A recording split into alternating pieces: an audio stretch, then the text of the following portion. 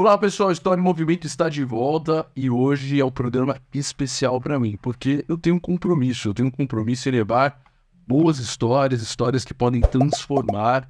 Isso tem uma situação no Brasil que me incomoda muito, que diz muito respeito à minha negritude também, é o racismo, é a falta de oportunidade para o povo preto, e hoje eu trouxe uma pessoa, uma personalidade que eu espero muito que jovens, que várias pessoas assistam e vejam que o caminho para o negro brasileiro está muito além do futebol e da música. Pode ser no mercado corporativo, pode ser onde você quiser. Senhoras e senhores, eu estou com ele, Rodrigo Mumu. Ah, Rodrigo! E aí, Rodrigo, tudo certo?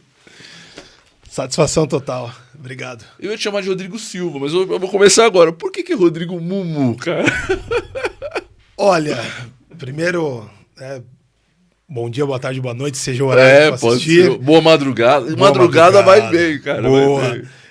Prazer, obrigado pelo convite. Tamo E, espero poder atender a expectativa. Sim, e conte comigo no que precisar. Mumu, acho que todo preto, retinto, magrelo, algum dia foi chamado de Mussum. Ah, ficou. Aí de Mussum vai ali, é Mumu, aí Mussum, então Aí vai ficou. Pegando. Mas você não gostava, assim? A galera chamava, você ficava Cara, eu meio nunca bravo? liguei, Que bom, nunca que bom. liguei. É homenagem, né? Então, quando criança, Mussum é referência, né? Sim, total. e Você assistiu o filme?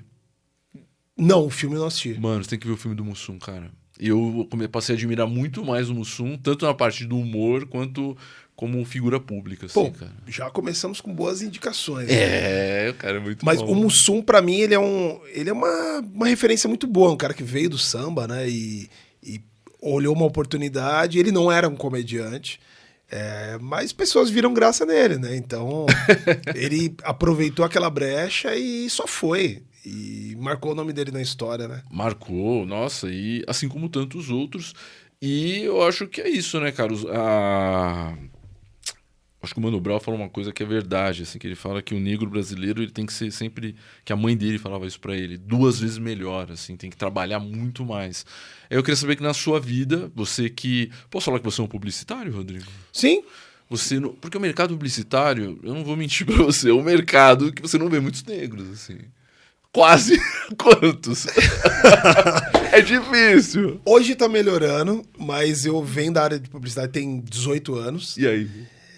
No começo, assim, era um corpo estranho, assim, no meio, sabe? Total, assim. Eu sempre visitei muito agência de Os publicidade. olhares, tipo... Sim. Eu, por exemplo, cansei de visitar uma agência de publicidade, aí, sei lá, às vezes ia fazer uma reunião com o diretor de tecnologia, o diretor de criação, e você vai passando pela agência... Pelos corredores. Pelos corredores, a pessoa tá trabalhando aqui, ela olha e sai andando. Majoritariamente é uma profissão, é uma área muito embranquecida, né? Sim, é uma total. profissão elitizada, inclusive. Querendo ou não querendo, a publicidade é o que move o mundo, né? Você pega qualquer movimento que acontece, geralmente a publicidade ela toma posse daquilo, né? Então qualquer movimento, até, sei lá, Black Lives Matter, por exemplo, querendo ou não, teve publicidade em cima, né? Tudo que acontece, a publicidade está junto. Então, querendo ou não querendo, quem manda no Brasil, né, tá do lado de lá e a publicidade vem junto. Sim, Rodrigo, vamos voltar lá na sua adolescência, assim. Você lá, estudando e tal. Se alguém perguntasse o que você gostaria de ser na sua vida, você falaria publicitário? Nunca. Falaria o quê na época? Não. Olha, eu sempre tive o desejo de ser empresário, assim, né? Eu sempre pensei, cara, eu não canto, eu não toco nada, eu bato palma fora do ritmo, eu não jogo bem futebol. Só joga futebol, só se diverte. Só participo, era goleiro. Tá então, bom, assim, goleiro é muito bem-vindo no futebol. Geralmente é aquele negócio, né? Você é ruim, vai pro gol, né? Aí você vai especializando e fica um bom goleiro. Mas, no geral, querendo ou não querer, música e esporte não tinha futuro, né? Você percebeu isso? Assim. Sim, e não tinha tanto incentivo. Então, futebol eu sei que não daria. Hoje, voltando no tempo, atletismo eu acho que eu conseguiria. Puta, legal. Atletismo, na época, eu lembro que eu participei de um campeonato e, sei lá, todo mundo... Lembra do salto em distâncias? Mó difícil fazer isso, cara. Cara, salto em distância, eu lembro que a galera corria, pulava, sei lá, 4 metros, 5 metros. Eu, no primeiro treino, fui lá e pulei 6,5. Talvez tivesse um incentivo, né? Muito, muito. Eu pego, por exemplo, 6,5 sem treino... se você colocar no Campeonato Brasileiro, já dá uma boa posição.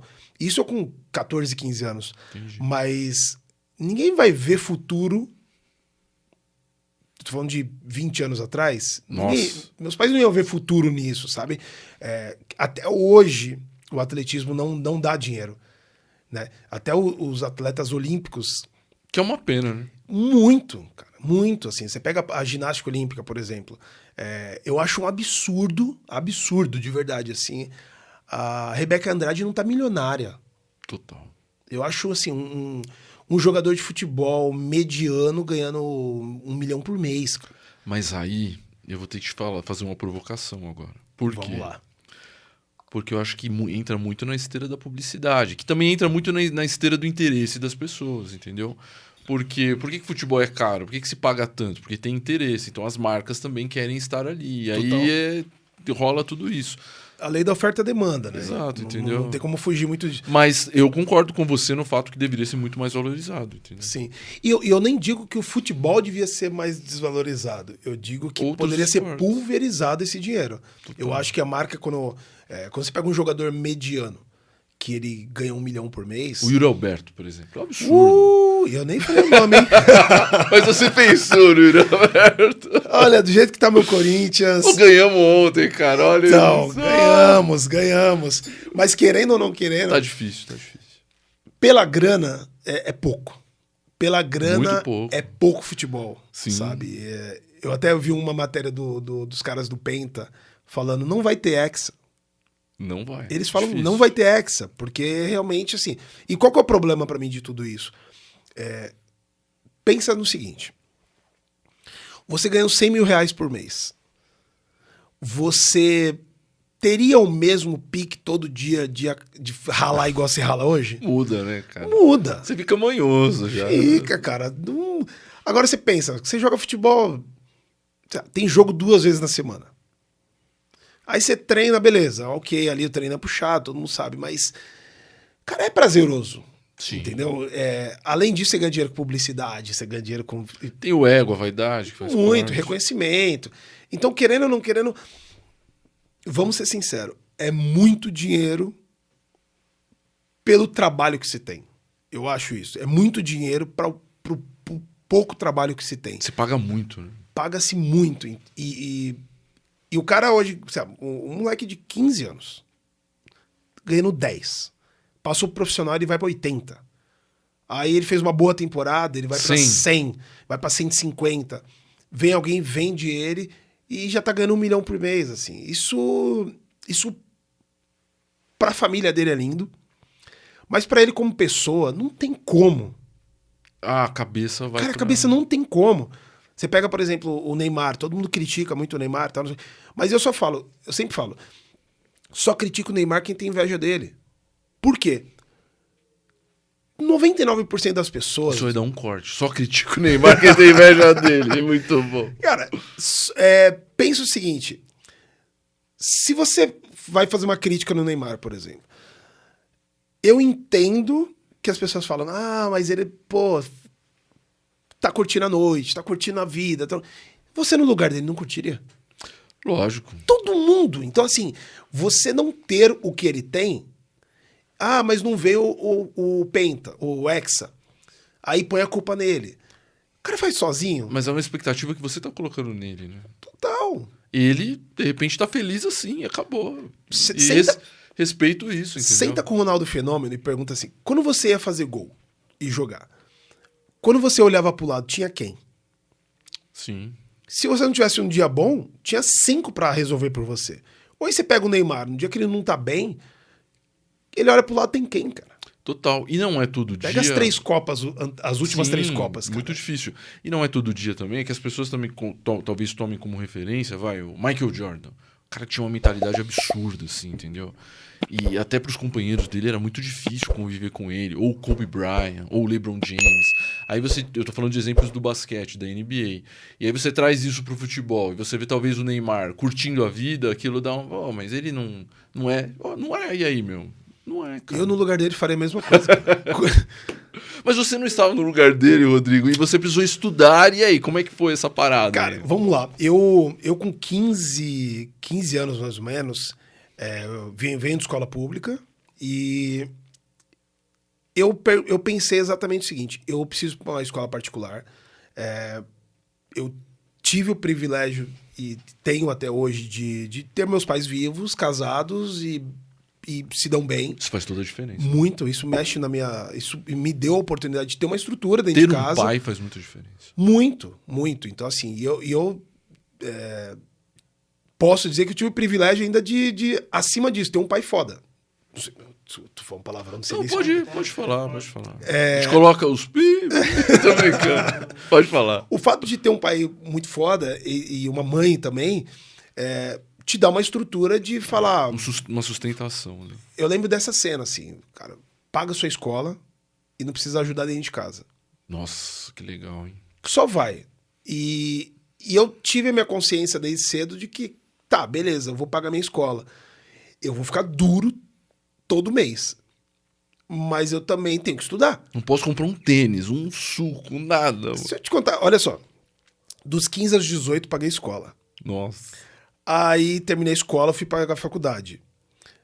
Os 4 anos da faculdade eu que paguei. Aí na sequência eu comprei um apartamento. Aí reforma. Aí eu fui ver dinheiro mesmo a primeira vez, assim, de falar, nossa, meu salário é pra mim. Com 28. Caraca, Rodrigo. 28, assim. Dos 15 até aos 28, eu não vi esse dinheiro. Eu brincava que não era salário, era repasse. Só que a maioria dos meus amigos nunca faria o que eu fiz. Porque eu via os amigos com tênis de R$1.000, com tênis de 800. Esbanjando, e eu falava, não, cara. Eu lembro que na época da faculdade, sei lá, eu recebia R$600 e pagava 490 de faculdade. Faculdade do que era? Eu fiz de marketing.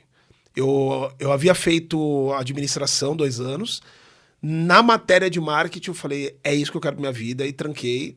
Aí eu comecei uma do zero de marketing. Essa mudança de rota foi fundamental. Né? Muito. Você seria um cara infeliz de administração, talvez. Muito, porque a administração, querendo ou não, com exceção das grandes faculdades, a maioria é generalista e te pincela um pouquinho dali, e você fica meia boca em tudo. Basicamente essa é a realidade das... Não tem uma área que você vai se aprofundar mais. Não. Aí quando eu vi a matéria de marketing, eu falei, olha, é isso que eu preciso para minha vida, e aí eu me encontrei.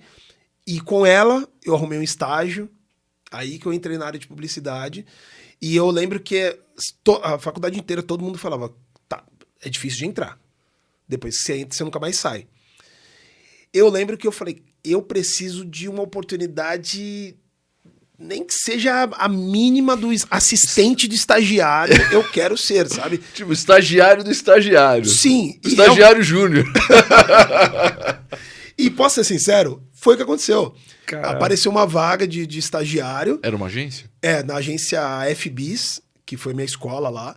E eu lembro que eu era o estagiário que ajudava os estagiários. Nossa, imagina você chegando. Nossa, sim, eu era basicamente o backup dos estagiários. O assim. estagiário mais velho olhando assim, chegou agora. Porque querendo ou não, você é o estágio geralmente dura 2 anos. Então, depois que você termina o seu primeiro ano, vem o segundo. Então, pessoas saíram e pessoas estão entrando. Quando eu entrei, eles já estavam todos estagiários no seu segundo ano. Então, é óbvio. Rodrigo, faz tal coisa. Pega um café lá pra mim. Você vira o... Pega o documento ali pra mim. Muito, assim. E eu fui estagiário 2 vezes na vida. Meu primeiro emprego foi na Sabesp. Fui estagiário lá de informática. E eu lembro que eu fiquei 2 anos como estagiário, técnico de informática, e ali começou minha vida. Foi meu primeiro emprego com 15 anos. Aí depois da faculdade voltei a ser estagiário. Então fui estagiário 4 anos seguidos. Então, caraca, mano. 2 na escola e 2 2 na faculdade. Então, você queria muito, né? Eu lembro que eu falei, olha, eu só preciso entrar. Se eu tiver a oportunidade de entrar, o resto eu faço. Um problema que eu vejo na juventude é a ansiedade de querer ganhar dinheiro rápido. Sim. Eu acho muito problemático isso, porque antes de você ganhar dinheiro, você precisa estar bom no que você faz. A internet fomenta isso também, né? Muito. E eu acho que tem um grande problema geracional, que é o fato de achar que tudo é fácil porque ser influenciador digital dá dinheiro. Ou ser funkeiro dá dinheiro. O jogador de futebol dá dinheiro. A música, dependendo de como você estourar, dá dinheiro. E nas profissões não são assim. Não. Você vai ver dinheiro quando você realmente estourar em alguma forma, sabe? Tudo tem um processo. Né? E eu acho que a juventude atual não tá... Não pronta, mas ela não tá disposta a pagar o processo. E você estava preparado para isso? Muito, muito, muito. A que você atribui isso, Rodrigo? Porque eu percebo uma visão muito madura para um adolescente, para um cara jovem, assim, entendeu? Que tal seria normal, talvez você... tá demorando. Ou você sentiu isso, ou seus pais te ajudavam. Como é que foi isso, assim, na sua cabeça? Olha, eu sempre falo que existe uma grande diferença entre ganância e ambição. Então, assim, a ganância significa eu vou conquistar, custe o que custar. Aí você passa por cima de moralidade, de ética, de tudo, até da lei, às vezes. E a ambição é, eu vou ter o melhor que eu posso. Eu quero ter o melhor que eu posso.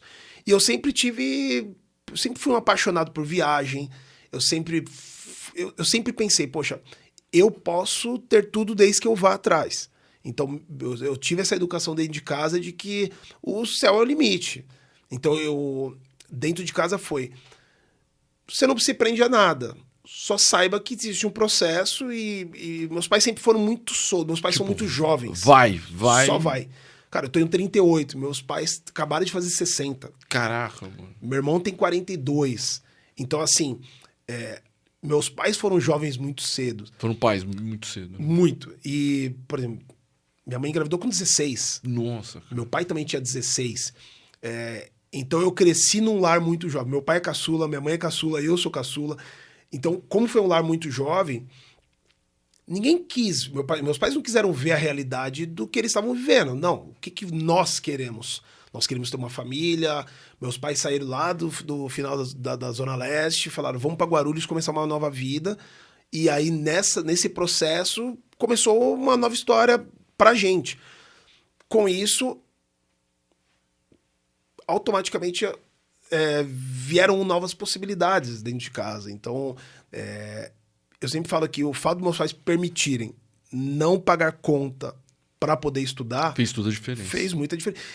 Só que dava vontade de fazer o que todo mundo fazia. Quer comprar roupa, quer comprar tênis. Legal você falar isso, que é verdade, faz parte. Sempre, né? Eu não tô aqui pintando que também foi tudo lindo, maravilhoso, porque a pior coisa, eu lembro que meu primeiro emprego eu ganhava R$290, pagava 150 de escola, eles só pagavam uma condução, então eu tinha que colocar mais R$50. Então, me sobrava todo mês uma merreca, assim, que eu passava um mês com 50, 60 reais. Então, na adolescência é aquela coisa, quero sair com aquela menina, quero ir em tal lugar, e aí você olha o bolso e fala, puta, não tenho dinheiro. Muito. Eu deixei de fazer muita coisa, assim. Mas eu lembro que eu olhava lá na frente e falava, olha, eu vou viajar, eu preciso de... Só que com o dinheiro de hoje não dá. Se eu parar também a escola, eu perco o estágio. Então eu vou ter que fazer os 2 anos de estágio. Quando a gente chegava... Eu lembro quando acabou a escola, vou fazer faculdade? Tinha pessoas ao meu redor que falaram, não vou fazer faculdade. Eu já tô... Um ali era motorista de lotação, o outro era, motoboy, office boy na época, né? O outro já tava ali, não, já tá ganhando dinheiro, então não precisa fazer faculdade. Mas você quis a faculdade. Muito, muito, porque eu também me inspirava, por exemplo, meu irmão já tava fazendo faculdade. Então, se meu irmão tá fazendo, por que eu não vou fazer faculdade? Era um exemplo pra você. Sim. E seu pai te incentivava, sua mãe também. Meus pais, por exemplo, eles tiveram que fazer um processo totalmente contrário. Meu pai foi fazer faculdade com 40 e poucos anos, minha mãe também. Então, eles, por terem filhos novos, muito cedo, teve uma ruptura ali de disponibilidade, e quando a gente cresceu, ficou autônomo, aí eles voltaram e fizeram a faculdade deles. Então, também foi um exemplo pra gente, né?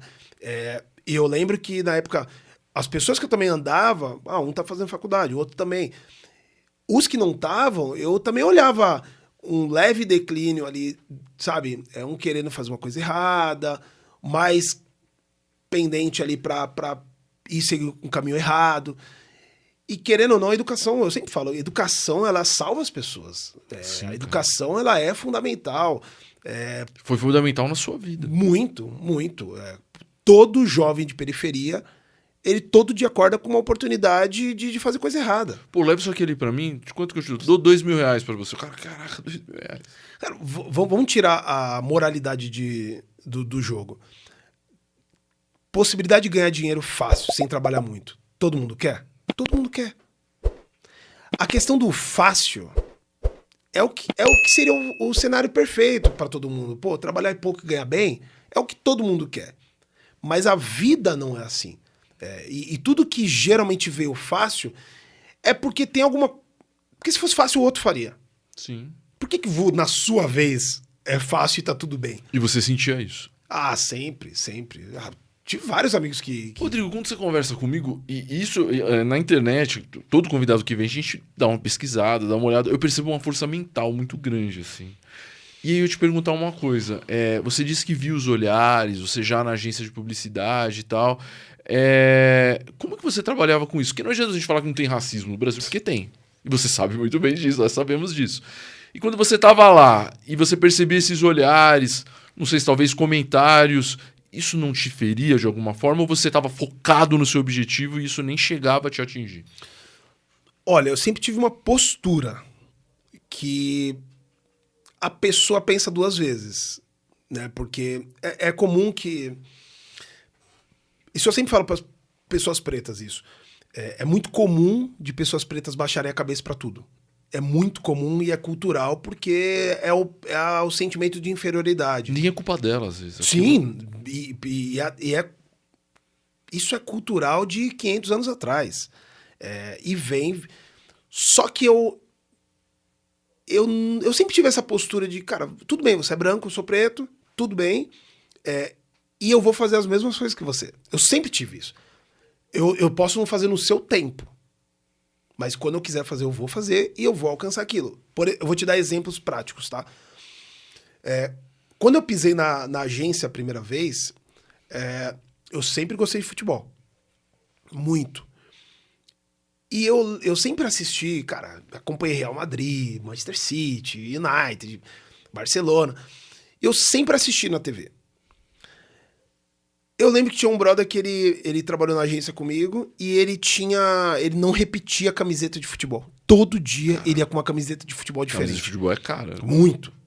Aí, cara, o cara vinha Raio Valecano, Valência, Você Sevilha. só de olho, assim, falou, E eu falei assim, caraca, mano, de onde que esse maluco, sabe? Aí eu bati o olho e falei, eu também gosto de camiseta de futebol, mas é caro, velho. Uma camiseta, às vezes, era o valor da mensalidade da faculdade. Você já falou a sua vida como era ali, sabe? regrado. Era né? mais regrado. E aí, só que isso eu armazeno. Eu falo, não tá no meu tempo. Mas vai chegar. Mas vai chegar. Tanto que eu fiz coleção de camisetas. Tinha uma época que eu tinha, sei lá, 30, 35 camisetas. Porque era um negócio que eu vi, que eu queria, mas não podia. Quando chegou minha vez, eu falei, vou começar a ter camiseta. Cara, tinha de todos. Eu tinha todas as seleções da África. Que legal. Eu tinha, cara, basicamente todos os times da Europa. Enfim, era um desejo que eu tinha. Agora, tem uma referência, por exemplo, Glória Maria. Cara, quando eu vejo Glória Maria na televisão, via, né? As viagens que ela fazia, eu sempre fui apaixonado por viagem. E ver a Glória Maria ali como uma mulher preta, tal, na principal emissora, né? Exemplo, a postura, cabeça levantada. Eu olhava assim e falava, cara, eu queria muito estar junto com essa mulher. Queria muito, sabe? E eu sempre tive eu sempre tive um sentimento de ser um cidadão do globo terrestre, sabe? Eu, por coincidência, tô no Brasil. Mas assim, tanto que meu principal sonho de consumo é pisar em todos os continentes. É meu sonho de consumo. Eu também não posso ter a ilusão que eu vou fazer isso amanhã. Mas você tem esse Mas eu sei que também a vida não termina amanhã. Espero eu que não termine amanhã. Então, assim, é uma projeção de vida, que basicamente é planejamento. eu fui viajar pra fora do Brasil, sei lá, umas 8, 9 vezes. Cara, todas elas foram muito bem planejadas. Pessoas falam, pô, mas pra você é fácil. Pô, você é play... Já você tá todo playboyzinho, foi viajar pra fora. Cara, Playboy, caralho. meu amigo, eu planejei a viagem um ano passado. Não, e não vê tudo que você sofreu, tudo que você trabalhou, entendeu? Cara, pensa o seguinte, estadia e avião, você parcela em 12 hoje. Então você começa a pagar o ano passado. Quando você viaja, a viagem está paga. E o dinheiro que você foi juntando é para gastar lá. Exato. Foi assim que eu sempre fui. O problema é que as pessoas falam, então tá bom, vou tirar férias daqui a 2 meses e vou para fora. Não vai. Não, não é assim, né? Não vai, porque o voo vai estar caro, os hotéis baratos já foram reservados e o que sobrou são os caros. E é onde as pessoas acham que viajar é algo extremamente complexo e difícil e inacessível. Não, é um planejamento, né? Só que num país que a gente... tem um brother meu que ele fala, não é planejamento, é fazejamento, né? As pessoas saem fazendo. E não é bem assim que funciona. Então, do que você está falando de força mental... Até emocional, porque seria normal você falar, putz, eu não me sentia legal, era difícil. Não sei, foi assim pra você? Você sentia quando a galera talvez te olhava, ou de repente você ouviu algum comentário? Porque eu não sei se aconteceu. Assim. Foi choque de realidade. Você sentiu esse choque? Eu senti um choque de realidade. Esse choque de realidade que eu senti foi conheci pessoas ricas de verdade. Essa é a questão. Qual é a diferença do pobre, do emergente e do rico? Cara, o pobre, ele vive para pagar as contas e sobreviver um mês. Cara, o emergente, ele começou a ganhar bem, mas ele, sei lá, o cara ganha 20 pau por mês. Só que um cara que veio da pobreza, ele não é um cara rico. Porque ele não tem a estrutura de vida que um cara rico tem. E qual é a estrutura de um cara rico? O cara é herdeiro. O cara, ele sempre foi rico. Ele sempre foi. Ele não é questão de, puta, fui lá, comprei um carro zero, SUV normal, e virei rico. Não é isso. Pra ele, assim, dentro da família dele, puta, já é a 5ª geração de médico. Já vem, o pai é pós-doutorado. O pai, além de trabalhar e ter uma empresa, às vezes o cara dá aula na FGV, o cara dá aula na Mackenzie, o cara é diretor de alguma coisa de uma grande empresa. O cara cresceu nisso. Ele ele vai ter um churrasco em casa. Não é a família que geralmente vem. Geralmente são os clientes do cara, os colegas de trabalho, fornecedor. E ele cresceu com 10 anos de idade ouvindo esses caras conversando. E você passou a conviver com essa galera. Quando eu passo a conviver com essa galera, eu lembro, sei lá, meu pai é diretor de marketing da empresa tal. Eu falo, meu Deus. O outro, eu lembro até hoje dessa cena. O cara atendeu o telefone e começou a falar inglês com... Eu falei, cara, você tem 16 anos, 18 anos, como que você fala inglês, mano? Ele, não, quando eu terminei a 8ª, meus pais mandaram pra eu fazer o primeiro, segundo e terceiro colegial em Miami. Aí eu voltei quando acabou. Falei, e aquilo tava muito distante da sua realidade. Muito, cara. Aí eu pensei assim, peraí, como que você foi pra Miami na sua adolescência? E eu não sei nem se eu, como adulto, vou. Como que você foi na sua adolescência? Então, esse choque de realidade, ele tinha 2 opções. Ou ele me transformaria num cara extremamente cabisbaixo, ou um cara com sentimento de inferioridade. Ou te levantava. Ou me levantava. Eu olhava aquilo e falei, eu também quero. Bacana. Eu tô falando de 2006. De 2006, eu fiquei com aquilo na cabeça. Tanto que, assim, de 2006, 2014, eu fui pra Miami. Entendi. Então, aquilo que falam que você é o meio das 5 pessoas que estão ao seu redor... É verdade. Vem muito de quem você anda, né? Eu, por exemplo, eu nunca gostei de ficar do lado de gente negativa. Nunca, de verdade, assim. Pode parecer clichê e tal. Mas, assim... Pessimistas, assim. Cara, não dá. Não dá. Quando as pessoas falam assim, quando você vê uma pessoa na merda, ou na lama, cuidado, quando você for tentar levantar, você vai se afundar junto, a pessoa vai te puxar. É uma verdade. Querendo ou não querendo, alguns amigos de infância, por exemplo, eu lembro de uma cena, tá? Um brother meu, ele é mais velho que eu. Era uma segunda-feira, 3 da tarde, tava de folga no dia. E eu fui no meu bairro e ele falou, pô, legal com você, pô, vi que você tá fazendo suas coisas e tal. Pô, pra gente que é preto é mais complicado, mais difícil e tal. Falei, cara, é segunda-feira, 15 horas, e você tá jogando taco com moleques de 12 anos. É porque é mais difícil que você tem que correr atrás. Tem que... Não tem jeito, assim, sabe? Não adianta você jogar a culpa no racismo nisso. Não tem almoço grátis. Não né? tem. Eu sempre falo, a vida ela é baseada em sacrifício. O que você está disposto a abrir mão? Talvez, Rodrigo, o lance é o seguinte: porque tem racismo, você vai ter que correr mais. Muito. E é muito pesado, por exemplo, quando seus pais falam assim, ó, você por ser negro, você tem que correr 2 vezes mais. Cara, correr uma vez já é difícil. Não é glamuroso. Não. Você sabe, tomar a rabiqueta todo dia, sabe? Não é fácil. E você sentiu isso? Muito, porque... E não é culpa... Aí eu percebi uma coisa muito, muito importante. Não é culpa do rico a questão da gente se sentir mal. Muitos ricos, eles também caíram no mundo, eles só eram ricos, mano. E não é todo mundo que vai sair lá de Alphaville, não é todo mundo que vai sair lá do, sei lá, do Itaim Bibi e vai todo dia pra Itaquera pra ver como tá a vida das pessoas. Mano. Porque o mundo dele é o mundo dele é outro, sabe? E é uma bolha. Sim. E pra você conseguir furar essa bolha, você não vai conseguir entrar no íntimo do cara.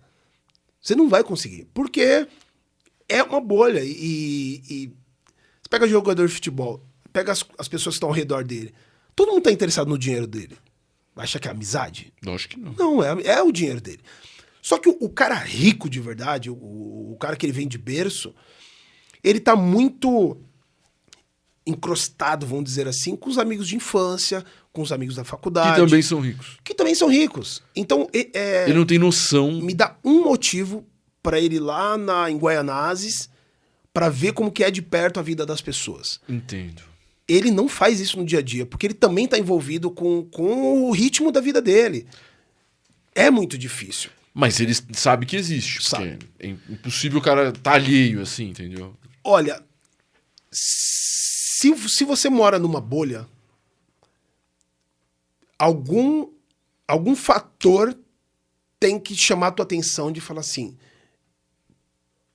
tem coisas fora da bolha. É muito fácil você se manter ali. O cara se manter ali. Porque é gostoso se manter ali. E também, você pega... Você pega o príncipe Harry ou Charles, não sei. Acho que é o Harry que é casado com a americana. Isso, não, é o Harry. Acho que é o Harry. Pega ele. Ele, dentro da monarquia, dentro de todo aquele cenário e tal, ele casou com uma mulher preta. Cara, tem muito valor isso.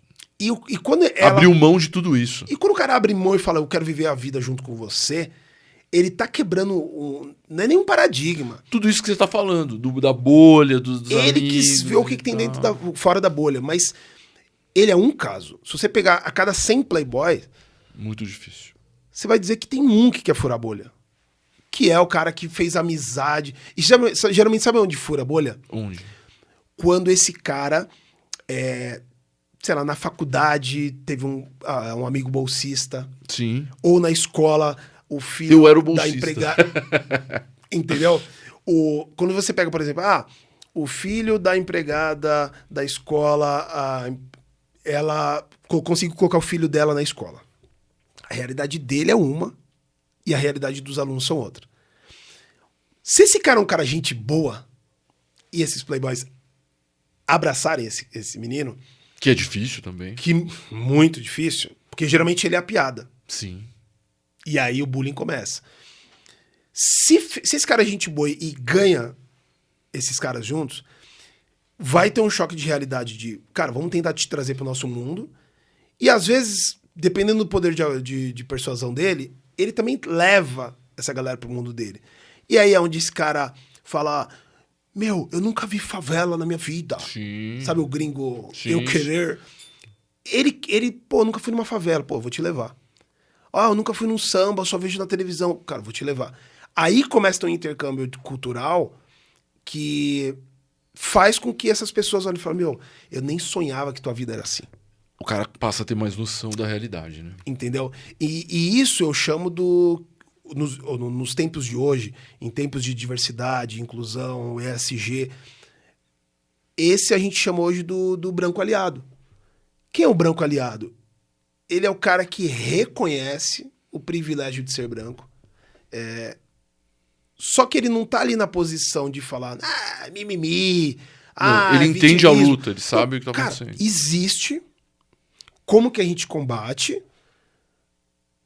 como que eu posso ajudar. Como que eu ajudo pra não ser tão desigual? Para as pessoas terem uma vida digna. Ele não vai resolver o problema, mas só o fato dele falar com outras pessoas brancas sobre isso, ele já tá ajudando. Cara, isso é divino, cara. Eu acho que esse é um negócio de Deus, Cara, assim, mano. posso te falar qual que é a solução do racismo no Brasil? Agora eu quero. Rodrigo, não, isso é a solução do racismo no Brasil em 2024. Põe o cara. plim-plim na tela. Vai lá. Cara, a solução do racismo no Brasil é colocar pessoas brancas para debater entre si. Muito simples. Por quê? Porque no final das contas, ao longo da história, vamos só separar racismo de discriminação racial, tá? Porque tem muitas pessoas pretas que cometem a discriminação racial Sim. com outras raças também. Isso existe. Racismo é sobre estrutura de poder. É sobre uma raça inferiorizar a outra através de sistema. Isso é racismo. Sobre racismo, a única forma de você conseguir resolver é colocando pessoas brancas para resolver. Porque entre pessoas pretas, quando tenta resolver, não existe essa voz de tomada de decisão. Você não tem hoje uma pessoa preta no Brasil que dá canetada. Você tem pouquíssimas pessoas que estão em poder de dar canetada. É uma pessoa branca que entende a situação, que fura a bolha e que... Opa! O branco aliado é a solução do racismo no Brasil. O branco aliado, ele é aquele cara que, num churrasco de pessoas de olho azul ou verde juntas, Ele vai falar. numa lancha, fala, galera, vamos trocar uma ideia séria. A gente conhece a história do Brasil e a gente sabe que o privilégio branco, ele é pautado realmente em poder. Então, o poder está na mão da branquitude. O poder. Só que, ao mesmo tempo, cara, quem quer abrir mão de poder? Ninguém. Ninguém, certo? Se ninguém quer abrir mão de poder, ninguém também quer elevar pessoas pretas, porque com o poder em mãos, você começa a dar canetadas também. E as pessoas não querem perder a caneta. Então eu entendo a manutenção do poder, entende? E quando eu falo que a solução do racismo, ela é baseada em duas pessoas brancas sentadas conversando Sobre o assunto. sobre o assunto, De um jeito sério, né? de um jeito sério, aí sim as coisas começam a acontecer. Mas eu acho, Rodrigo, e me corrija se eu estiver errado, que esse tipo de consciência, de você expandir essa consciência, tem muito a ver com algo que fez toda a diferença na sua vida, que é educação. E educação de mostrar assim... Você sabe o que era uma senzala? Chega aí, vou te mostrar aqui. Ó, é isso aqui, ó. Sabe o que era um forno? O cara ia lá pra dentro do lugar, ficava fechado. Você já assistiu Django? Sim. Então, é aquilo. Tá vendo isso aqui, ó? Isso aqui aconteceu no Brasil, cara. E pra não ficar essa narrativa de... tudo é racismo. Ai, mimimi. Então, assim, você levar essa informação, mas será que eles querem levar essa informação? É muito complicado. Rodrigo, quando você sentiu que a chave tava virando na sua vida? Que você falou assim, pô, cara, tá sobrando um pouco de dinheiro agora, eu posso fazer algumas coisas depois de muito trabalho, de vencer o racismo, de estudar, de correr e tal. E aí, como é que foi? Olha, eu lembro que o diferencial da minha vida foi o seguinte. Ano de 2010, eu já estava na área comercial. E eu lembro que eu trabalhava numa empresa de tecnologia. E eu tava voando, assim, sabe? Eu tava fazendo contrato, tava vendendo, tava legal. Eu tinha me achado. E eu falei, poxa, eu comecei a me entender. Eu sou um cara da área comercial, de empresa de tecnologia, e que é um nicho que eu tô me dando bem. E eu acho que quando esses contratos começaram a acontecer, e eu não, naquele momento ainda não tinha dimensão que eu tava dando muito dinheiro pros outros. Você vendia pra caramba. Tá muito. Eu lembro que era eu e meu chefe, sentado na mesa, e eu concorrendo com empresa de 30 pessoas da área comercial do meu concorrente. E eu tava ganhando deles. Eu falei, poxa, tá indo bem.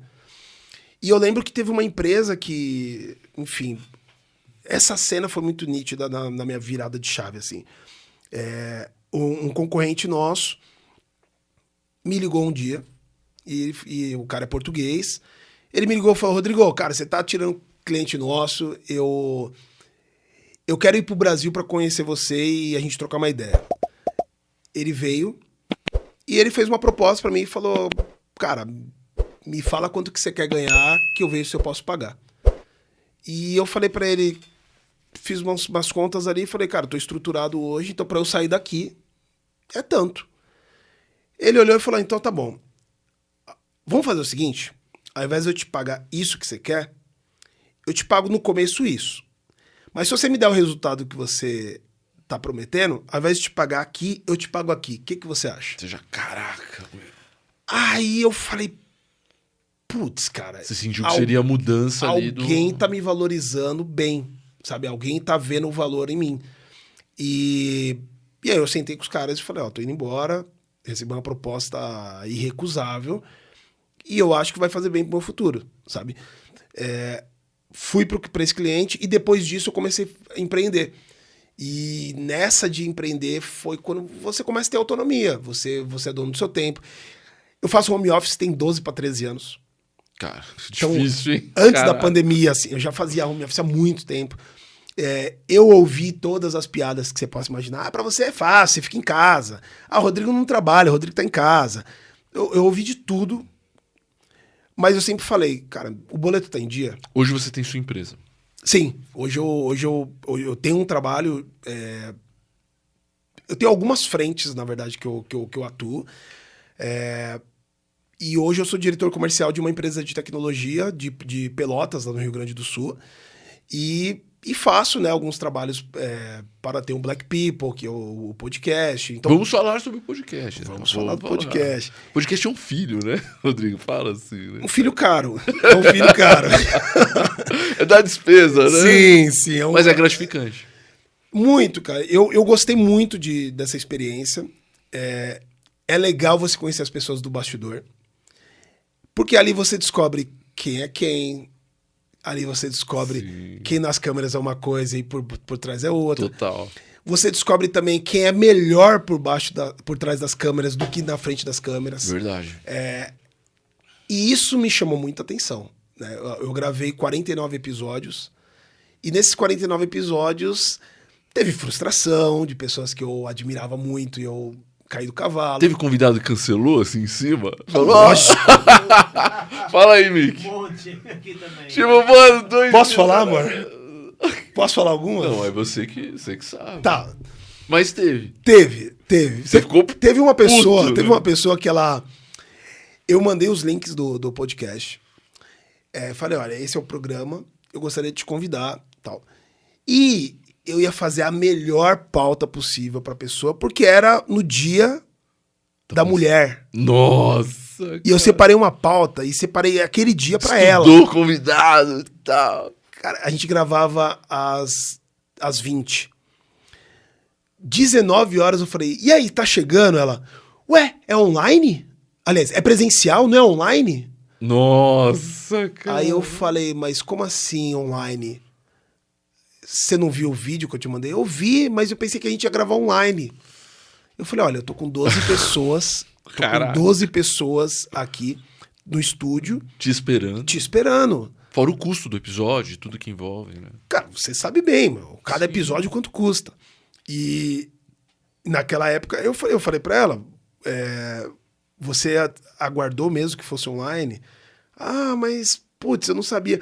Faz o seguinte, se você quiser gravar online, a gente grava, ou pega o pessoal e traz aqui na minha casa. Falei, olha, o programa tem uma característica, tem um cenário. Meteu a mal. E deslocar também 12 pessoas para sua casa, eu acho um pouco desrespeitoso, assim, sabe? Fora que a gente separou esse dia para você. Imagino que você já tava puto aí. Putaço!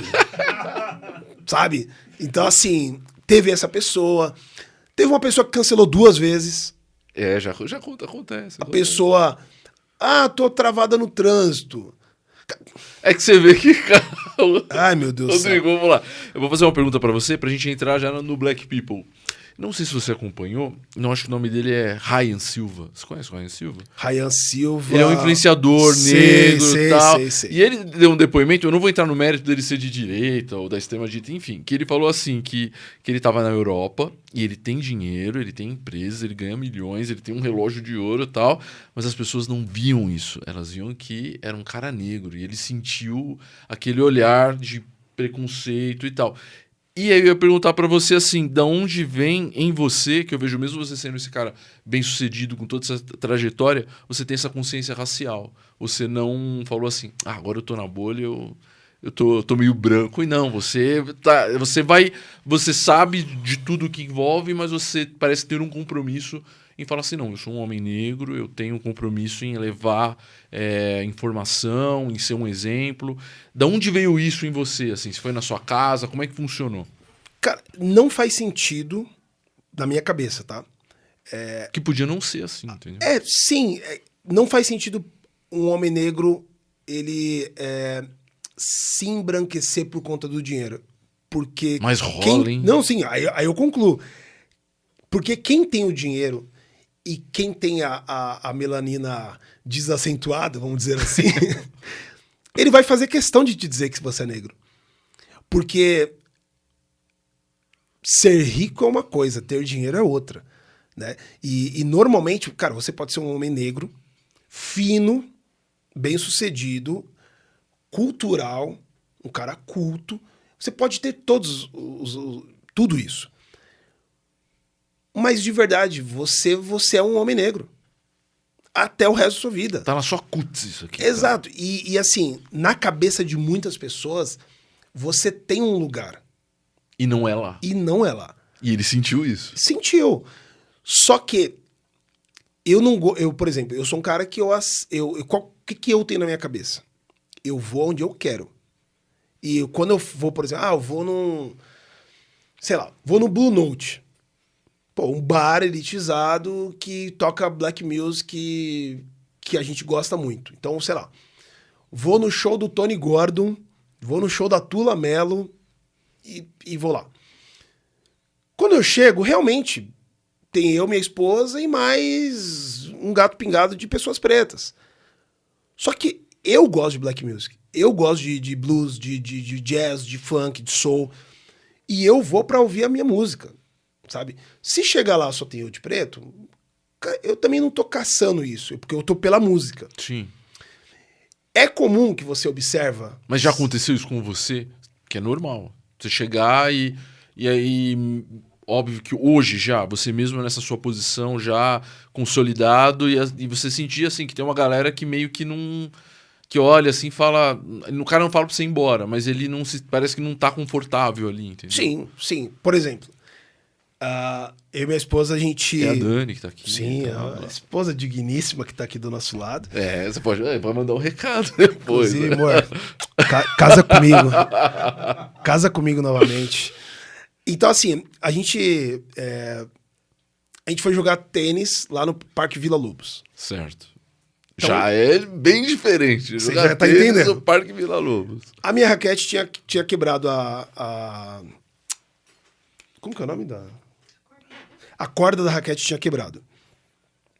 Eu falei, amor, vamos numa loja ali que eles trocam na hora e tal.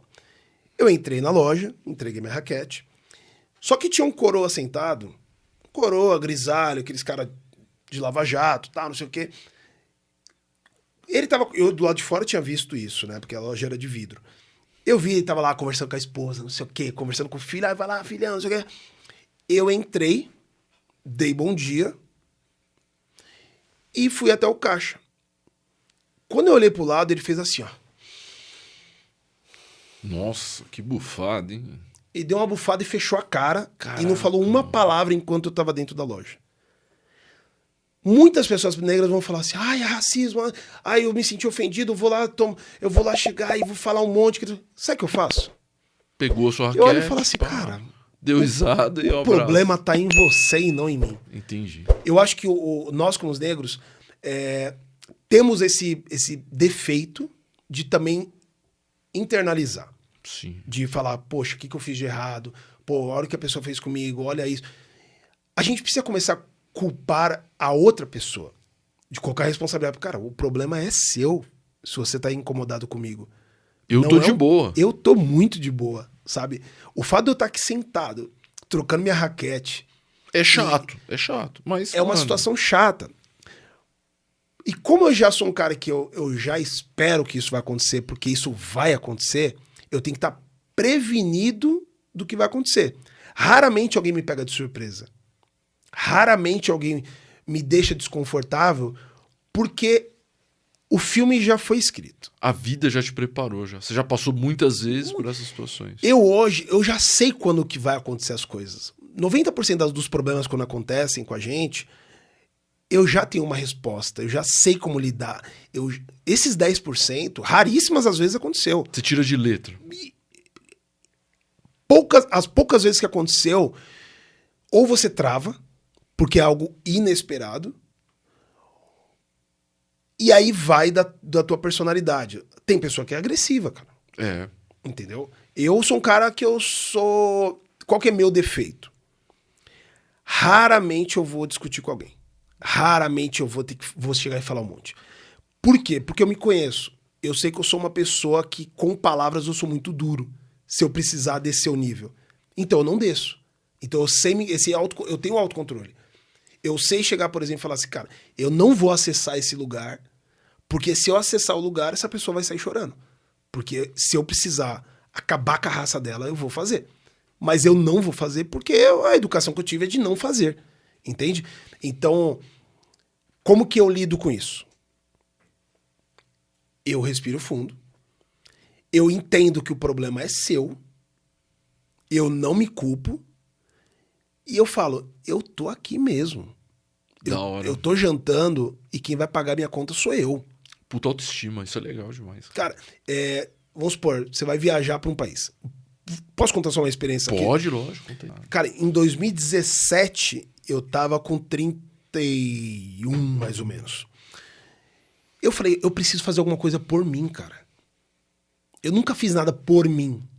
E tem uma coisa que eu gosto muito que é futebol. Então o que eu quero fazer? Eu vou fazer uma viagem sozinho e eu quero conhecer estádios de futebol. Legal pra caramba. Cara, e ninguém vai fazer isso comigo. Ninguém vai querer fazer isso comigo, sabe? Então eu fui sozinho. A Dani não ia querer ir com você? Cara, a gente se conheceu em 2018. Eu fui em 2017. Aí eu falei, eu vou pra Espanha. Só que muitos amigos falaram assim, pô, você vai pra Espanha, um país racista, que não sei o quê. Eu falei, olha, eu vou viver a minha experiência. Se eles forem comigo, eu sei me virar nessa situação. Mas cara, eu assisto futebol europeu desde 13, 14 anos. Então, assim. Eu quero conhecer o Santiago Bernabéu. Eu quero ir no Bernabéu, quero no Camp Nou, quero no. Sabe? Tinha acabado de lançar o Civitas Metropolitano, que era o Wanda na época do Atlético de Madrid. E é turismo, né? Faz parte. Total. Então, assim, eu fiz Barcelona, Madrid, Oviedo, Gijón, Bilbao e Saragoça. Cada um desses lugares que eu fui passando, eu pensaria disso, de racismo? Pensaria, mas eu fui desarmado. E eu pensei assim, se eu for armado, vai acontecer. E eu já vou estar no combate. Cara, se eu for desarmado, eu vou esperar minha experiência individual acontecer. E aconteceu? Zero. Cara, eu fui extremamente bem tratado. Extremamente bem tratado. Pô, assim, que bom. A ponto de, por exemplo... É que você viu o que acontece com o Vini Júnior, né? Então. Aí, sim. Eu lembro que eu tava em Bilbao. Cara, Bilbao é nordeste da Espanha. zero turismo, não é um lugar turístico. E eu lembro que eu fui visitar o Atlético de Bilbao, fui no estádio deles, e eu lembro que eu tava passando, era 7 horas da manhã, eu tava com uma mala, tinha acabado de descer a rodoviária, e eu entrei na cafeteria, eles falam lá a língua basco, alguma coisa. Só que eu me vi naquela situação de longe de tudo e de todos, com uma malinha, 7 horas da manhã, o estádio só abria às 10. Eu falei, cara, eu preciso parar num café. Quando eu cheguei nesse café, pô, você se vira no espanhol ali, mas pô, eles falam de forma diferente. Tem um ali. sotaque Tem ali. a questão basco e tal. E eu lembro que eu parei na cafeteria e eu falei, eu preciso de Wi-Fi, e eu preciso, pô, posso tomar um café? Não sei o quê. O bar parou pra me ajudar. Caraca, mano. Eu imaginei que você ia falar o contrário agora. Pararam 4 coroas e falaram assim, o que você precisa? Caramba, mano. Você precisa de Wi-Fi? Ô, amigão, passa o Wi-Fi pra ele aqui. Aí eu falei, pô, eu tinha perdido meu voo em Barcelona. Aí eu passei a noite no ônibus até chegar em Bilbao. E eu precisava tomar banho. E eu falei, onde tem um hostel aqui, alguma coisa? O cara foi lá e me levou na rua de trás e falou, olha, naquele lugar ali é um hostel barato. Você ficou surpreso? Muito. Você esperava talvez não seria assim. Porque se eu fosse ouvir todo mundo falando pra mim, a Espanha é um país racista, não vá, eu não teria uma experiência positiva. Eu já iria armado e eu não curtiria. Entendi. E como eu fui desarmado, esse é o momento vulnerável. Porque nesse momento, se uma pessoa racista me abordasse, fizesse algum ato, me pegaria de surpresa. Na Espanha existe também. Mas graças a Deus não aconteceu nada. Nada. Porque, queira ou não, se você tá aqui com escudo, a pessoa não te acerta. Nesse momento, eu tirei o escudo. Você foi... E se a pessoa viesse... Você foi corajoso, né? Muito, muito. Poderia ter dado errado, mas ainda bem que não deu. Total. E eu lembro que, assim, as pessoas... dos lugares que eu passei, as pessoas foram muito receptivas comigo. Eu vou te dar só mais um exemplo. Pode falar. Eu e minha esposa, a gente noivou em Paris, tal. Fizemos legal. aí todo né, pedir a mão dela lá na torre e tal. Então foi uma experiência muito bacana pra gente como casal. E eu lembro, pô, país de primeiro mundo, Paris, não sei o quê, França. Eu desci em Charles de Gaulle no hotel, é mais pro norte, e o aeroporto de Orly, ele é mais no sul. Então eu falei, vou pegar um hotel já em Orly, porque dali eu já ia pra Madrid. Então, só que Orly não é uma parte bem turística ali, ele é mais isolado, sabe? E eu falei, eu não comprei o chip pra usar a internet. Aí eu falei, chegar lá na estação, pego o Wi-Fi e pego pega ali um aplicativo pra me levar pro hotel. Quando chegou lá na última estação, cara, além de ser um breu, zero tecnologia, assim, não tinha Wi-Fi, não tinha nada, não tinha o sinal. Caraca, isso na França, meu. Sim, eu me surpreendi muito, assim, eu falei, amor, não tem Wi-Fi. E a gente não consegue pedir um aplicativo. E num lugar isolado. E de um lugar totalmente isolado. Eu falei, olha, a gente vai sair da estação. Fui na primeira cafeteria. E ainda vem as pessoas que te falam, francês não gosta de falar inglês, não sei o quê, você vai ver que... Aí você pediu ajuda. Fui pedir ajuda. E se você vai pelo que as pessoas falam, você já vem aqui, ai, pelo amor de Deus, me ajuda. Mas você chegou na boa. Cara, eu cheguei bem na boa. Falei, pô, você tem Wi-Fi? Eu preciso pedir um aplicativo e tal. A mulher falou, olha, a nossa cafeteria não tem Wi-Fi e tal, não sei o quê, não posso te ajudar. Aí fui Mas você desenrolou no francês? No inglês. No inglês, cara. E foi muito de boa, sabe? Eu acho que as pessoas também supervalorizam essa situação. Não é bem assim, sabe? Depende da sua abordagem. Sim. Você chega todo... Hey, man! Man, não sei o quê. Não é bem assim, sabe? As pessoas têm diálogo. Tem que saber chegar. Tem que saber chegar. Aí eu lembro que eu fui numa terceira ou quarta cafeteria e a mulher falou, ó, não tem Wi-Fi, porém, usa meu celular. Olha isso, cara. E tem aquela fama, né? O francês é meio assim, é meio pá, e olha só, cara. Por isso que eu tô falando, a minha experiência pessoal foi essa. Que bom. A pessoa me deu o celular dela e falou, pode usar.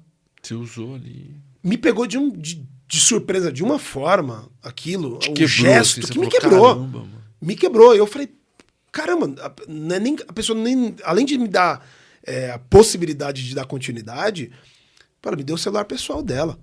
Aí eu fiz o quê? Roteei o celular dela, conectei no meu, Pediu o seu. pedi o aplicativo e fui embora. Duas experiências bem legais, cara. Então, assim, a França e a Espanha são racistas? Cara, são. Tem lá racista? Deve ter. Sim. Mas no seu caso não rolou. Agora, minha experiência pessoal Foi legal. foi muito boa, sabe? Eu fui 2 vezes pra Europa. As 2 vezes eu fui extremamente bem recebido. Tem uma polêmica. Ah, mas estava tudo tão bem. Você estava na França, na Espanha, as pessoas te tratando bem, Wi-Fi, café. O que aconteceu, Rodrigo? Olha, a única vez que eu tive problema de discriminação racial, por exemplo, foi nos Estados Unidos. Caraca, que E com lugar? pessoas negras, cara. Caramba, e que lugar dos Estados Unidos? Tava em Miami e eu lembro dessa cena exatamente. Vamos... Você lembra de um episódio do O Maluco no Pedaço? Que o Carlton e o Will estão numa festa e os caras falam que o Carlton era menos negro que o Lembro, Will, total. porque ele era... usava Mas- camiseta polo, não sei o quê. Mauricinho e tal. Total. Cara, eu não sou esse cara preto que anda balançando, tal. Não sei o quê. Eu não sou esse cara. Sim, E isso não me torna menos negro. lógico. Entendeu? O que acontece? Eu tava em Miami, eu tava num condomínio. E eu lembro que tinha uma quadra de tênis lá no condomínio. E eu falei, pô, eu podia... Vou jogar. Vou jogar, cara, tá aqui. Eu fui no Walmart e eu peguei 2 raquetes, um saco de bolinha e tava indo pro caixa. Pô, sempre com tênis rola alguma coisa, hein, Rodrigo? Cara, e de verdade, eu gosto de camiseta polo, por Sim, exemplo. Sabe? Eu tava indo pro caixa. Juro pelo que há de mais sagrado nesse planeta. Tinham 3, 4 pessoas pretas passando. E na hora que eles olharam pra mim, estavam conversando, não sei o que. Desse jeito, mano. Desse jeito. A pessoa simplesmente... As 4 saíram dando risada. Nossa, mas eram garotos, alto, não, adultos? 20, 25, Nossa. sei lá. Só porque você tava de camisa polo? E com a raquete na mão. Meu Deus. Então, eu não sei se culturalmente... eu percebi que o preto americano, estadunidense, na verdade, ele tem esse lance... Se você não é comigo, você é contra mim. Entendi. Ou seja, se você não faz igual eu, você tá contra mim, independente do que você é. E pra eles, nós não somos pretos, cara. Nós somos latinos. Que é abaixo. Né? Aí já coloca essa parada. Entendi. Mas eles não sabiam que você era brasileiro. Não sabiam. Mas foi só pela camisa polo. Cara, e assim, você concorda comigo que... Não, é ridículo. Eu achei ridículo. Ó, eu juntei dinheiro quase 2 anos pra viajar. Cara, eu torrei meu dinheiro lá dentro. Peguei numa época de dólar a 2,80, 2,70. Então eu fiz a festa. Cara, deixei dinheiro no país. Movimentei a economia. Gerei comissão para vendedor. Para quando chegar a minha vez de ter um lazer, Aconteceu um negócio desse. acontecer uma coisa dessa, Chato. é extremamente desagradável. E Muito assim, ó, chato. por mais que eu nessa hora você fica meio zen, você fica ali, ó, não vou fazer nada. Mas o por sangue- dentro, você fala, eu vou estourar a cara de todos eles. É o que você pensa. Porque como assim você tá dando risada da minha cara? E eu acho assim, além de dar risada da sua cara, dá risada da sua história, né, cara? Sim, total. E assim, como que comigo vai acontecer isso e com pessoas pretas fazendo isso comigo? Aí dói mais. Aí, né? isso que eu te falei sobre você não como que fala? Você não tá preparado. Aí você tá desarmado Aí, e toma. aí você toma. Tanto que eu fui pra casa desorientado. Porque eu falei, pô, por isso eu não esperava. Putz, que chato. Essa é a parte que eu tô falando. Normalmente, Esse é um soco no fígado aqui. esse é o momento que você não espera. Entendi. Porque em alguns momentos você tá ali, eu conheço olhar. Eu conheço olhar e conheço energia. Então, assim, eu bato o olho e falo, sei, não sei. Tem esse feeling, assim. 5 minutos de conversa eu consigo saber se a pessoa é ou não é, ou se eu tenho que ter algum tipo de receio com a pessoa. 5 minutos pra mim é o suficiente pra ter essas primeiras impressões. Posso errar? Posso errar. Legal mas que tem mulheres que em segundos já tem isso, já viu? Já olha assim e fala... que mulher é um ser transcendental. Mulher A minha esposa faz assim...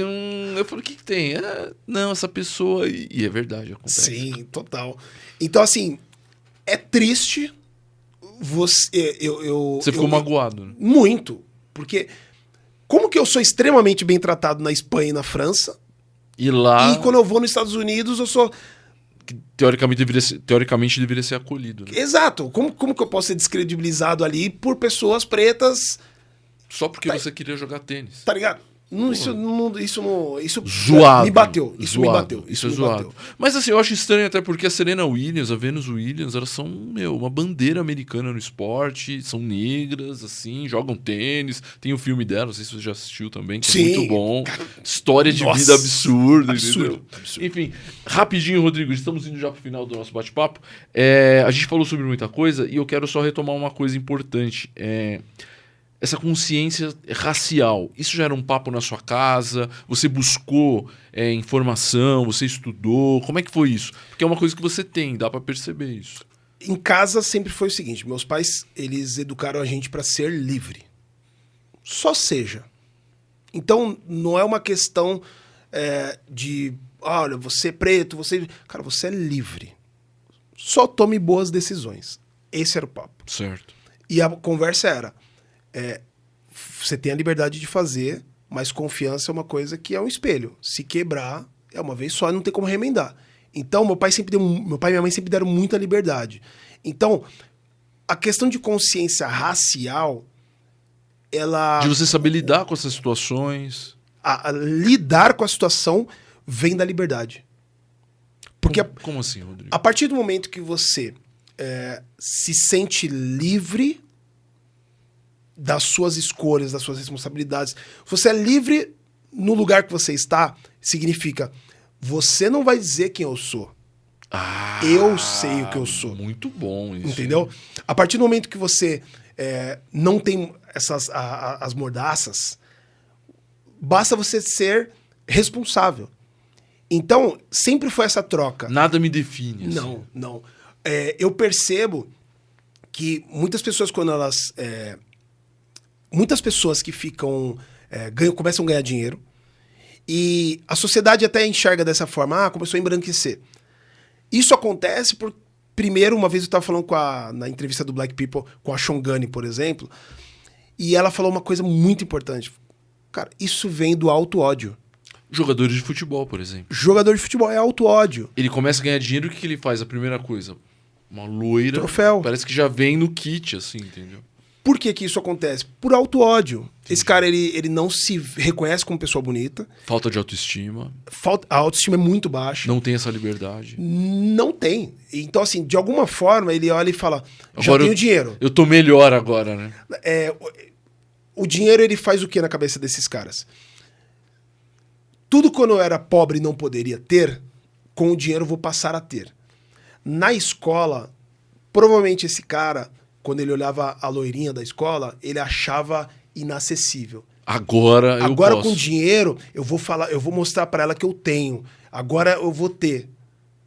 Então, na cabeça dele, você concorda que deveria ser ao contrário? Lógico. Se você não me quis pobre, Agora que eu tô rico. E só que isso é abaixo a autoestima do cara. E eu imagino, Rodrigo, que pros homens pretos é difícil, pras mulheres pretas é mais difícil ainda, mano. Sim, a mulher preta, o Fred Nicásio lá no Black People, ele tava falando sobre o campo de afetividade da mulher negra. Com tudo isso, quando você vai falar de subir as pessoas, você começou a ascender financeiramente. Muitos caras pretos vão lá e termina com uma menina preta que ele tava e, socialmente eu preciso de uma mulher loira do meu lado. É o jogador de futebol. Basicamente. E isso desvaloriza a mulher negra. Muito. Entendeu? Eu sou casado com mulher negra. Eu achei sensacional, cara, de verdade. Eu olhei assim e falei, mano, que legal, cara. Primeiro que... vou... Fala assim, você tem lugar de fala. Cara, eu vou dizer uma coisa muito E ela pessoal. está aqui, a gente tá falando, a Dani tá aqui e tal. E eu vou dizer uma coisa muito pessoal, assim. Eu quero que meu filho, quando nascer, se pareça comigo. Putz, que bonito, cara. Entendeu? E para ele ser parecido comigo, a única forma que tem de fazer isso é eu casando com uma mulher negra. É automático que a miscigenação ela vai descaracterizar. Sim. Mas isso, eu não levo isso como regra para as pessoas. Você tem que ser assim. Isso foi pra você. Isso, para mim, eu falo, eu quero que meu filho pareça comigo. Você pega uma pessoa oriental, por exemplo, um japonês. Eles normalmente casam entre si. Sim. Porque eles querem que a geração seguinte também seja. Você pega geralmente o judeu casa com o judeu, o coreano casa com o coreano, e por aí vai. No meu caso, e eu não espero que todas as pessoas pretas sejam assim, no meu caso, eu quero que meu filho se pareça comigo. Percebo até que você ficou emocionado agora, Rodrigo. Assim, quando você fala isso, de família, de filho, de... Eu e meu pai, a gente é muito parecido. Fisicamente. Fisicamente. Todo mundo fala, pô, você é a cara do seu pai. E meu pai, hoje, de verdade, se você sentar com ele, meu pai é mais novo que eu. Caraca. Meu pai é moleque, assim. Meu pai, ele é... Vou chamar seu pai pro podcast. Vou Chama uma que ele ideia. vai gostar. Meu pai é um cara muito, muito jovem, assim. Você olha e você fala que é meu irmão mais velho. Sabe? O meu pai, agora, de 2 anos pra cá, que ele tá ficando grisalho. Nossa. 57, 58, que ele vai começar a ficar grisalho. Ele é muito... E nem é muito, assim, é um pouquinho. Nada. Então, eu acho que... Eu acho que é uma coisa transgeracional. Entendi. Por isso que eu tô dizendo. Eu acho que eu quero olhar e falar assim, moleque, você é minha cara. Sabe? Eu pegar aquelas fotos antigas minhas e falar, Não, é legal demais. Entendeu? Isso. E eu acho que isso... É bonito. Isso eu não vejo como preconceituoso. Não. Eu acho que isso é algo opcional. Isso é uma opção que eu acho que eu quero que meu filho se pareça comigo, entendeu? Entendi. Então é só por isso. O jogador de futebol, quando ele vai lá e traz o chaveiro dele do lado, ele quer mostrar algo para a sociedade. Eu, como não quero mostrar nada para ninguém... Você não tinha essa eu questão... não tenho esse desejo, entendeu? E agora, assim, eu imagino até antes de você conhecer a Dani, que com certeza você conheceu meninas brancas, que você se relacionava, e tem toda uma questão de objetificação do homem negro e tal, mas isso não era uma coisa que você buscava, né? Tipo, consegui o meu troféu. Não, porque eu valorizo a mulher negra. Sabe, pra mim, a mulher negra tem o seu valor. Ela Muito. tem a sua beleza, sabe? Eu enxergo a beleza da mulher negra. Eu vejo muito a força também, sabe? De carregar, às vezes, uma família inteira ali, entendeu? A palavra força, hoje, ela é complexo porque embutir isso pra ela é pesado, né? Sim. Levar essa... Mas não no sentido ruim, eu digo de... Porque você vê a quantidade de mulheres que sozinhas, às vezes, os caras vão embora. Sim. E ela pega ali, cria os filhos e vai pra cima. Tipo, de valorizar, entendeu? Total. E eu gosto muito de levar pro lado de... Cara, eu quero que minha mulher seja princesa, cara. Que bom. Eu quero que ela... o termo que as pessoas usam, a preta patrícia. Eu quero ver minha mulher bem sucedida. Eu Aí, quero homens, tá vendo? Tem que ir dessa pegada aí. É isso. Eu acho que... Putz, se a gente for falar de relacionamento, cara... Mano, é um podcast só de relacionamento. A galera, de verdade, assim, ó... Se eu for sentar e trocar ideia só com homem... Cara, eu acabo com a raça da maioria, assim, cara. E sabe por quê? Porque... Cara, a maioria dos caras são escrotos. Muito. Abandona. Olha, eu vou dizer o seguinte. Homem, ele simplesmente tem que... A função dele é usar todas as suas forças e possibilidades para elevar uma mulher. Sabe? Ele tem como dever moral de pegar o privilégio de ser homem, porque a sociedade ela é patriarcal, e tudo o que ele tiver de ganhos e proveitos e possibilidades... Ele tem que usar isso em prol da mulher. E não pra se auto-vangloriar e a mulher anda atrás dele. Você quer ver um negócio que que é condenável pra mim, é às vezes o cara sai andando na frente e a mulher fica pra trás com os filhos. Cara, eu quero dar uma voadora num cara desse. Zoado. Bem zoado. Eu quero dar uma voadora, porque falar, meu amigo, por que tua mulher tá lá atrás e você tá andando na frente e tipo assim, ó, me sigam? Sim. Como assim me sigam? Cara, pega a mão do teu filho, pega na mão da tua esposa, sabe? As pessoas, os homens ao longo do tempo, eles vão deixando de fazer o papel deles. Sim, sim. Já estamos indo pro final do nosso bate-papo e eu não vou mentir que às vezes, na minha vida, essa cultura machista, eu também já errei pra caramba, assim, também, Mumu. Todo mundo. E aí um dia, cara, eu tava vendo um vídeo de como o Trump... o Trump não. O Trump tratava a esposa dele e como o Obama tratava a Michelle. Mano do céu. Aquele vídeo foi assim, é isso que eu tenho que ser, cara. Que assim... Você percebeu exatamente o que você falou, entendeu? O cuidado que o Obama tem com ela, de coisas simples, entendeu? De, pô, esperar ela entrar, ela chegar, de dar todo esse destaque que ela tem. Rodrigo, tá acabando, você fica, passa rápido, né, cara? Caramba. Passa rápido. Fala pra gente do Black People, que é um podcast, cara, é muito legal, vocês precisam acompanhar esse podcast do Rodrigo. Fala sobre os episódios, o que vai acontecer agora, de onde veio essa ideia, porque é muito bacana. Vamos lá. Primeiro, no meio da pandemia, quem teve a ideia foi minha esposa. Olha. E ela falou, Rodrigo, você parou pra pensar que a maioria os poucos podcasts que tinham na época, quando vão entrevistar pessoas pretas, normalmente é jogador de futebol, pagodeiro, cantor, artista. Mas e as histórias reais do dia a dia que ninguém quer contar? Eu falei, poxa... Nossa, que voadora no peito, assim. Né, Aí ela cara? falou, vamos criar então o podcast. Tava num momento financeiro bacana e eu falei, olha, é interessante. Eu sou um cara muito de bastidor. E pra eu me jogar nisso... Cara, se você pedir pra fazer uma palestra numa empresa, eu faço. Se eu precisar de uma reunião, eu faço. Eu dei aula de 5 anos numa faculdade. Você se vê no vídeo, né? Só que me expor É diferente. pro público da internet, eu relutei muito, porque tem muita gente Sim. escrota na internet. Então, assim... E acabei me jogando. O Black People, basicamente, a premissa foi... Não é um podcast sobre racismo. Eu não gosto de ficar toda hora batendo nisso. O assunto rola, com certeza. O assunto rola, mas eu quero saber como você é um cara foda. Que legal. Eu quero conhecer a tua história, quero conhecer como que eu consigo mostrar o que as pessoas não veem. Porque raramente a sociedade vê a beleza negra. A gente foi criado pra dizer, cara, olha o seu nariz, Olha o seu cabelo. olha a sua boca. Agora todo mundo copiando as nossas bocas. Sim. Né? Então, assim, tudo aquilo que foi ridicularizado hoje tá começando a ser valorizado.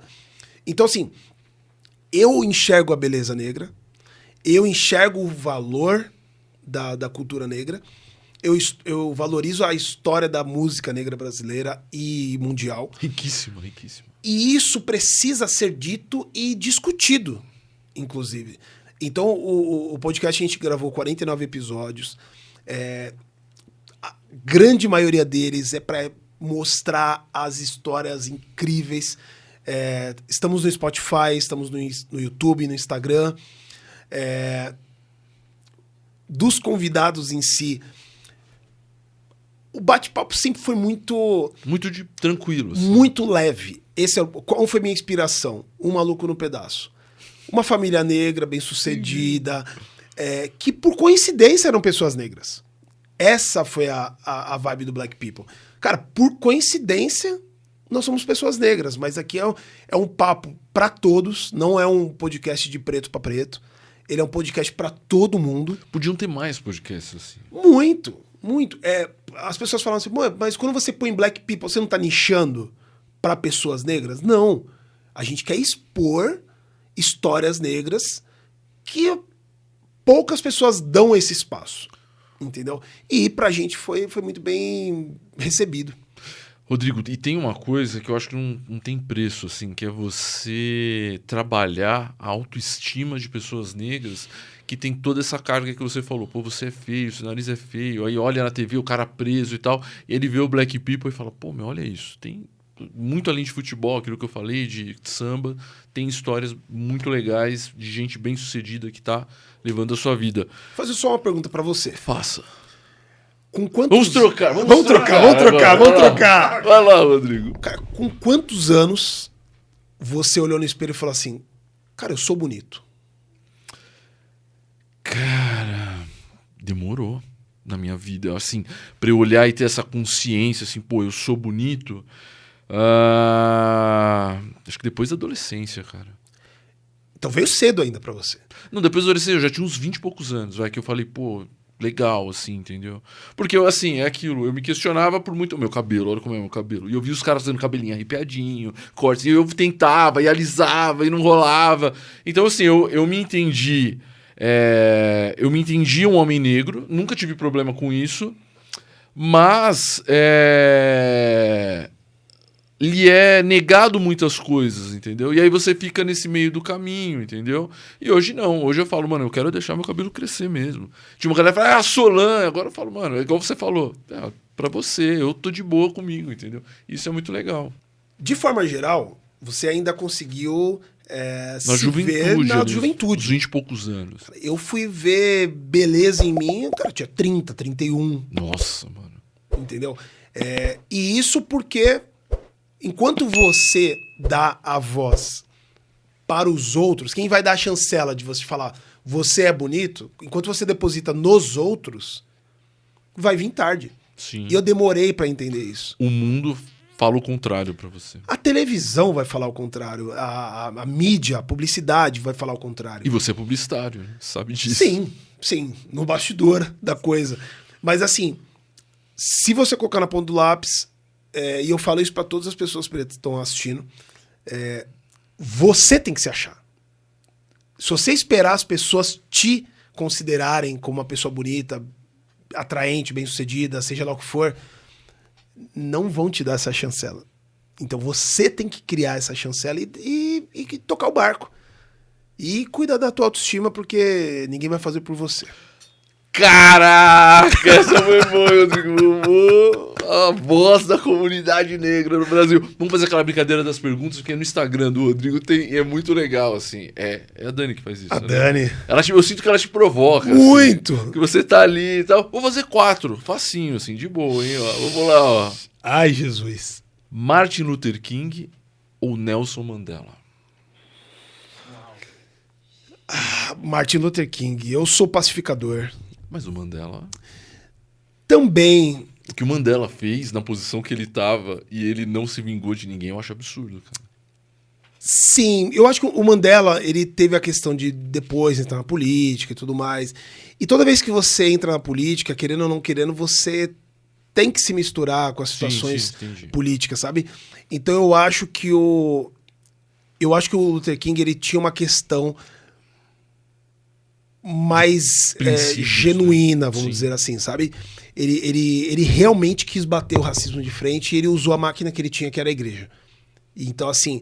E sem dar um tiro. E sem dar um tiro, exatamente. Então, eu gosto muito da história do Mandela, e eu não tô desqualificando o Mandela, tô dizendo, eu acho que o Luther King, ele teve...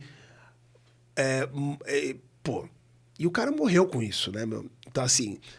querendo ou não querendo, na nossa cabeça também a questão da morte, ela também... O mundo valoriza muito mais a pessoa depois ficou emblemático, né? Então, assim, como eu sou esse cara pacificador, você se identifica mas com ao o Luther mesmo King. tempo, eu falo, cara, vamos mesmo pra cima, sabe? Vamos tocar na ferida mesmo, sabe? É você ser pacificador, mas cutucar as outras pessoas pra também serem. Porque pacificador quieto, é igual a frase que ele citou, né? O que me incomoda não é a fala dos tolos, né? É o silêncio dos bons, sabe? Então, eu sou esse cara que eu sou pacificador, mas eu te cutuco pra você sair da sua zona de conforto. Martin Luther King. Martin Luther King. Vamos pra filmes, atores agora. Morgan Freeman ou Denzel Washington? Cara, Denzel é soberano. O Denzel é embaçado. O Denzel, inclusive eu nem falo que o Denzel é o melhor. Curto o Morgan Freeman pra caramba. Sim. Também. E o Denzel, ele nem, pra mim, tá? Ele nem só é o cara preto melhor que tem do cinema, cara. Pra mim, ele tá no meio dos brancos também. Sim, sabe? total. Porque geralmente a galera põe essa classificação do melhor homem, o melhor ator negro. Não, pra mim ele é o melhor de todos. Sim. ele é emblemático, sabe? A figura dele. Tem uma aura, né? Assim, Ele chega, tem. assim, aquela cara assim. Eu vejo ele como uma árvore, assim. Todo mundo para embaixo dele pra ter sombra, sabe? E isso é além do cinema, entendeu? Então, Muito bom, muito bom. Mr. Denzel. Vamos pra música brasileira agora. Essa tá fácil. Essa aqui eu já sei a resposta, mas vou ter que fazer porque é muito importante. Tim Maia ou Jorge Ben? Cara, o Jorge Ben, assim...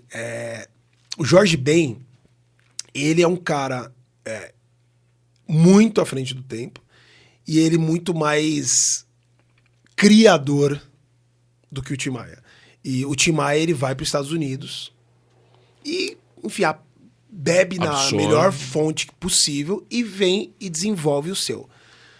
Cara, Jorge Ben, ele criou do nada. Ele assim, criou do zero, sabe? Pegando influência africana, pegando rock, pegando samba. E eu acho a longevidade dele muito importante pra música, sabe? Ele é um cara que ele tá aí, disponível pra gente ainda, sabe? Sim. É um cara que marcou a história. Então, Jorge Ben. E pra fechar uma bem fácil, Michael Jackson ou James Brown?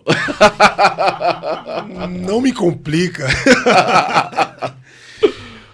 Michael, existe o antes e o depois. Assim. Da mesma forma que teve Cristo como antes e depois, Michael Jackson é antes e depois. Vai sair o filme dele em breve. Só que James Brown, eu acho ele o pai e o Michael o filho, né?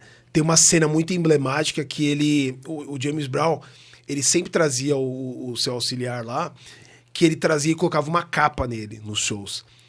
O Michael Jackson, o James Brown, ele pegou aquela capa, Michael, suba aqui, e ele colocou a capa dele. E o Michael reconhecia isso, sabe? Então, eu acho que o James Brown, ele também fez uma história antes antes de tudo. E o Michael, ele foi um cometa.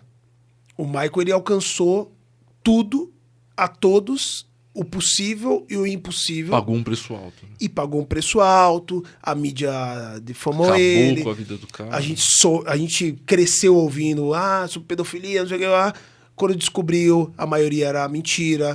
Aliás, todas eram mentira. Descobrimos que o pai do menino que acusou ele, o menino adulto falou, olha, meu pai me forçou a dizer que fui abusado. Cobrou $1 milhão do Michael Jackson para poder... Então, triste assim... demais, né? E a mídia? Onde estava aí? Foi reproduzido para destruir mais uma pessoa preta, entendeu? Tudo pela audiência, né? Entendeu? Então, para mim, o Michael eu sou apaixonado por tudo que ele fez. Eu vou imitar o Black People agora. A personalidade preta mais importante para você, pra gente fechar. Uau! Pode ser, cara, da sua família, se for muito do seu pai, pode ser do que você quiser. Posso fazer uma trinca? Pode fazer. Primeiro, meu pai, porque...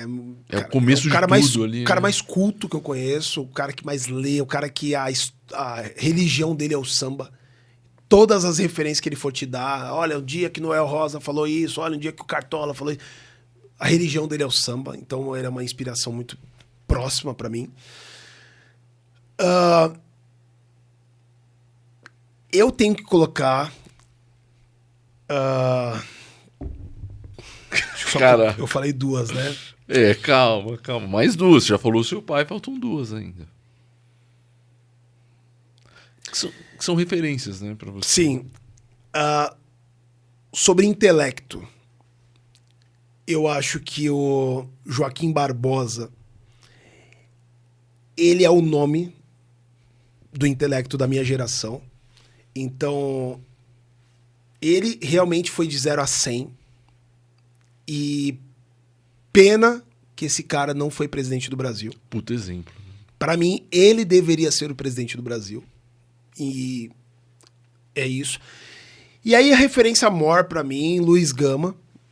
Que eu acho que o Luiz Gama, pra você que não conhece a história do Luiz Gama, você tem que assistir, você tem que ler a história de Luiz Gama. Basicamente, se a gente tem liberdade, e quando eu te falei algumas vezes sobre liberdade, é muito pautado na liberdade que eles... acabou encabeçando, sabe? Sim. Um cara que ele era livre, o pai dele era viciado em jogo, perdeu tudo e vendeu e deu o filho dele para pagar dívida. Ele virou escravo por anos. Ele começa a estudar sozinho, conquista a sua própria liberdade sozinho e nesse histórico que ele conseguiu, ele vai e me liberta mais de 500 pessoas, sabe? Então, assim, isso num processo antes da escravidão acabar. Isso num processo... Todo contra ele. Todo contra ele, antes da Lei Áurea acontecer. Então, a liberdade que eu tenho hoje... Começa lá, entendeu? Então, ele abriu porta pra vir a Princesa Isabel e dar uma canetada e o Brasil considerar que ela é a mãe dos negros. E outros caras, né? José do Patrocínio, tem o Dragão do Mar e tantos talvez que a gente nem sabe, né? Que existiram aí. Rodrigo, obrigado de coração. De verdade, que papo, cara, que enriquece, assim, que faz a gente ficar mais forte. Acho que é importante isso. Isso eu digo na nossa cultura, na nossa ancestralidade, enfim, em tudo. Passa pra gente... indicação, livro, filme, série, doc, algo que você possa indicar. E você pode falar aqui, ó, pra essa câmera. Olha, a primeira referência que eu deixo é a série Scandal, sobre autoestima, sobre empoderamento. Scandal com a Olivia Pope, que é uma personagem extremamente poderosa, então é a primeira. E gostaria de deixar um livro. Pô, fala aí. Para você que quer abrir seu negócio, empreender e crescer e ser um profissional parrudo mesmo, tem um livro chamado Scaling Up, que ele pega a estrutura sua como profissional e ele mexe, chacoalha e te dá a base necessária para você segurar o rojão, porque não é fácil. E para você que quer conhecer um pouco mais de história, eu deixo um livro chamado Onda Negra, Medo Branco, que é um livro baseado nos últimos 20 anos antes da Lei Áurea acontecer. Então todo mundo sabe que aconteceu a Lei Áurea. Mas e os 20 anos anteriores como foram? Leia esse livro, se você tiver estômago. Nossa! Rodrigo, brigadão. De verdade, a gente precisou... Conseguimos achar uma data certinho e valeu muito a pena. E você que assistiu, quiser mandar pergunta, pode mandar. Rodrigo, fala suas redes sociais, Rodrigo. Opa! O podcast O Black People, Instagram, TikTok e YouTube. E na minha rede social pessoal, Fala Mumu, LinkedIn, Instagram. Nome bom, Fala Mumu, né? Fala Mumu! É mais fácil de gravar. É isso. Gente, obrigado, que seja inspirador para você também esse episódio, que todo mundo aqui aprendeu muito com a vida do Rodrigo. Não posso esquecer, deixe seu like, se inscreva no canal, compartilhe com seus amigos, comente, engaje, enfim. Vamos fazer essa corrente do bem. Beijão para todo mundo, fiquem com Deus, valeu.